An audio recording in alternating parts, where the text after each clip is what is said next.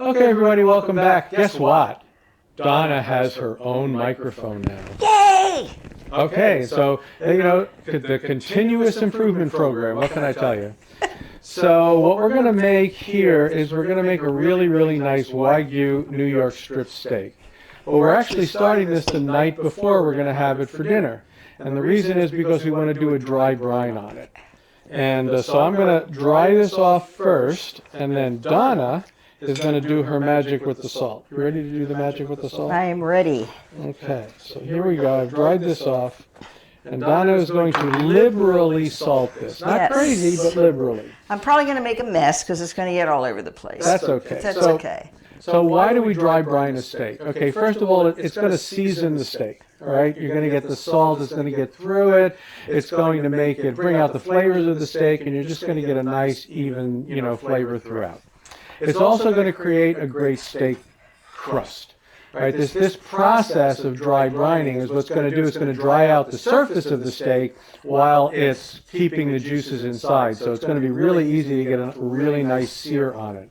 And then finally, it tenderizes it. It breaks down the proteins a little bit. The salt's going to break down the proteins. We're going to get the nice moisture in the steak.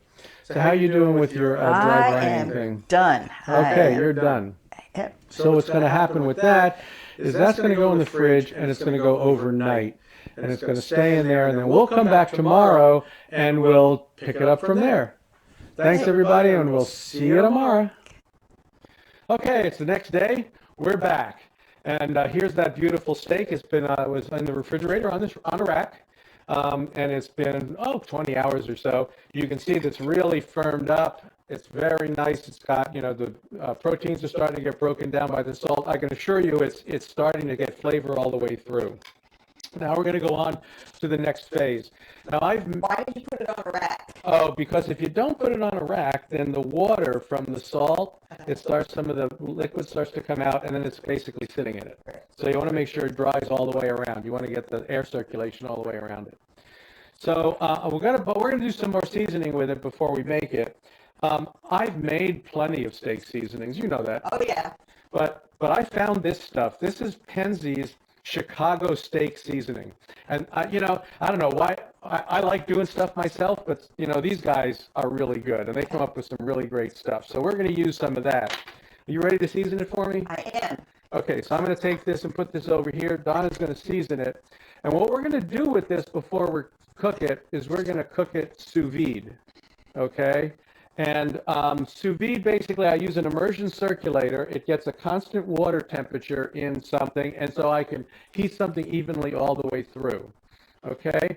And but of course, you have to put it inside something. So Donna's going to do that. She's just about finished seasoning this with the Chicago seasoning, liberally, of course. But we did have plenty of salt from yesterday. Do you need more? So she's done. No, you're fine. So what she's going to do now is she's going to use this vacuum sealer here to seal it up. And that's what we're going to do with that is when we put this in here, then we're going to bring it up to about 125 degree temperature. It's going to be heated evenly all the way through and on the rare side, right? And then later we'll come back in a couple of hours. This is going to be in here for a couple of hours. And we're going to go ahead and then sear it. And you don't have to have a vacuum sealer to do this. You can do it using a bag. You can use a Ziploc bag and you get as much air out of it as you can. That'll work okay. These things, by the way, are not that expensive. They used to be. When they first came out, it was like $1,000 to get an immersion circulator. Now you can get one easily between $100 and $200. Okay, so it's not that bad. But there is another way to do it if you don't have this, and it's called the reverse sear method. And what you do then is you just take the steak and you do all the same stuff, but you stick it in a low oven at 225, 250 degrees, something like that. You leave it in a low oven until you reach an internal temperature of the same thing, around 120 or so, 115, 120.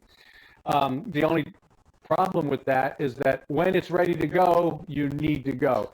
The benefit of the immersion circulator is that if my guests show up late, it's okay because I can just leave it in there. It'll hold it at the perfect temperature. Certainly, I don't want to leave it there, 5 hours, 4 or 5 hours or something like that. But it takes a couple of hours for a steak this size. And if they're a little bit late, big deal. I just leave it in here and I'm ready to go on the next phase. So we're going to do the next phase later, right? Yep. Okay. Absolutely. So in a couple of hours, we will come back and we'll finish this steak for you. Thanks for joining us again. Okay, everybody, we're back. The steak, I've already taken it out of the sous vide, taken it out of the plastic. I have dried it off. It's ready to go. Obviously, it looks a little gray, but that's what we're going to fix right now. I've got just going to take just almost no time at all. I've got a smoking hot griddle going here, pan going here. You can see it's smoking already. And I'm going to turn the fan on. And we're going to put some oil in here, right? And that's smoking too. I use olive oil. I know people say sometimes, oh, don't use olive oil. It's got a low smoke point. I just happen to like it anyway. So we're going to get that in. It's going to get it really nice and hot. Because all I want to do is get that beautiful caramelization on the outside. So it's smoking. I'm going to put this in. I got this on high. Okay.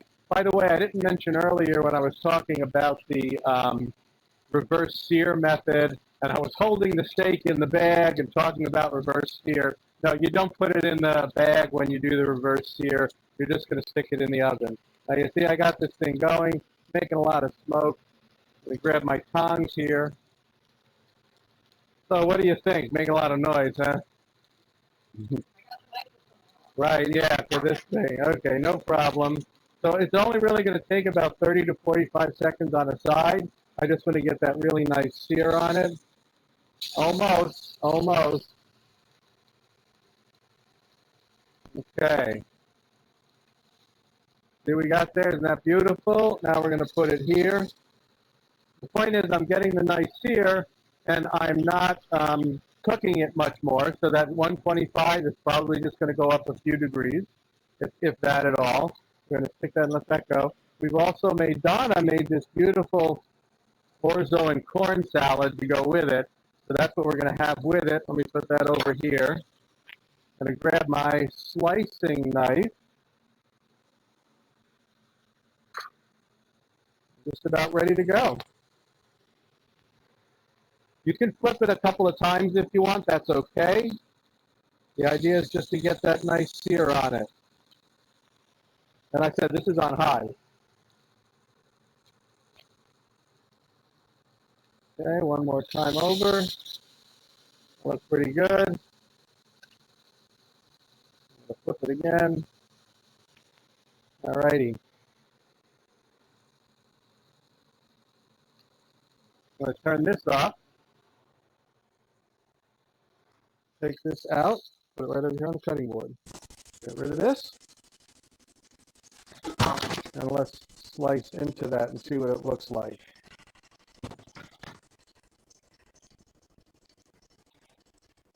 All right. See, we got the nice sear. It's perfectly cooked on the inside. That's what we got for the sous vide. Let me give you a little bit to taste. Why don't you taste a little bit of that? See what you got. And you can tell, of course, we're still having some audio troubles. I keep trying to get this thing working right. Hey, Nando, if you're out there, tell Daniel we'll hire him to fix all these audio problems I'm having. Perfectly seasoned, perfectly cooked, and pretty foolproof. Yeah, pretty much. So thanks very much, everybody. Hope you enjoyed this episode, if you want to call it that, and we'll see you next time.